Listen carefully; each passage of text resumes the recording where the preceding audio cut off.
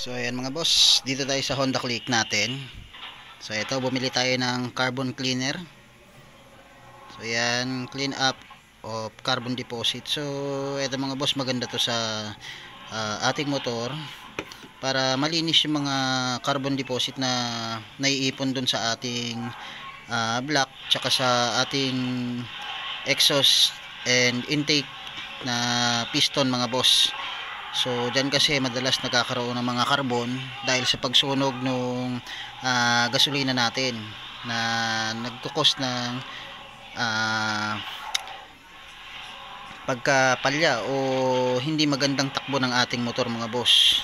So pag hindi maganda yung takbo ng motor natin at patuloy pa rin natin ginagamit, so magkukos ng pagkasira yan mga boss, katagalan dun mapupunta yan sa pagkasira ng ating motor. So ito ay mabibili natin to sa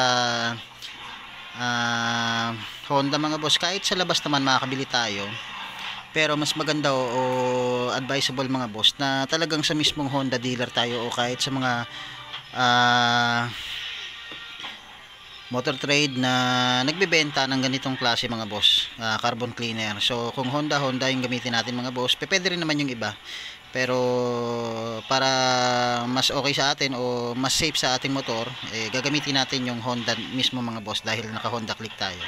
So ito mga boss, nagkakalaga to ng 140 sa motor trade. Yan mga boss, so yan siya, ganyan siya kalaki.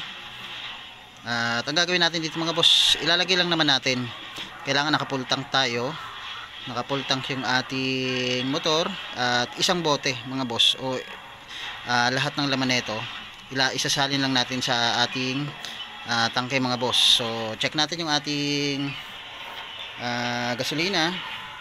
So yan, ito yung ating gasolina mga boss. So yan, nakapag-full tank na tayo kanina, at ilalagay na natin dito yan syempre. So yan si Mingming. Ming! Mamaw! So yan, isa pa oh. So yan mga boss, buksan lang natin to at papakita ko sa inyo mga boss na ilalagay natin yan para goods yung ating mga piston at yung ating makina mga boss, o yung ating mismong motor.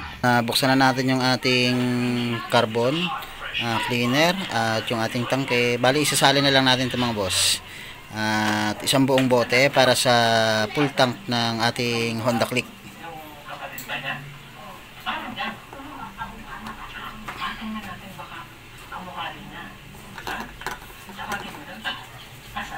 So yan mga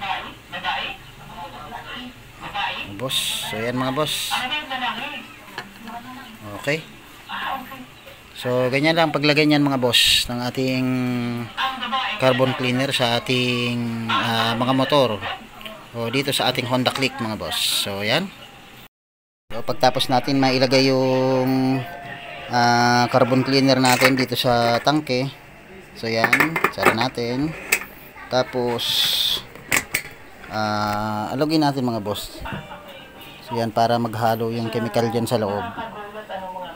So yan, pagkatapos yan mga boss, pwede natin i-start yung ating motor at paandarin natin mga boss kahit mga ilang minuto lang para higupin niya o pumasok doon sa ating mismong makina yung chemical o yung carbon cleaner mga boss. So yan, so yan yung kanyang